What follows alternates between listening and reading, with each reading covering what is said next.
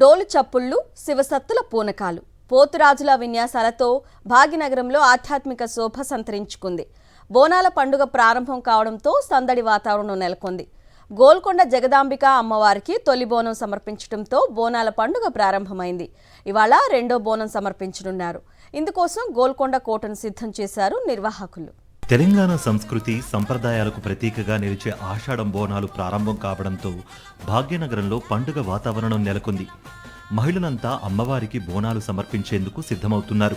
ఇప్పటికే పోయిన గురువారం గోల్కొండ జగదాంబిక అమ్మవారికి తొలి బోనం సమర్పించారు. ఇవాళ రెండో బోనం సమర్పించనున్నారు. పెద్ద ఎత్తున మహిళలు, భక్తులు వచ్చే అవకాశం ఉండడంతో ఎటువంటి ఇబ్బందులు కలగకుండా అన్ని ఏర్పాట్లు పూర్తి చేశారు. బోనాలతో వచ్చే వారికి ప్రత్యేక క్యూ లైన్లు ఏర్పాటు చేశారు. సీసీ కెమెరాలు, డ్రోన్లతో పోలీసులు పహారా కాయనున్నారు.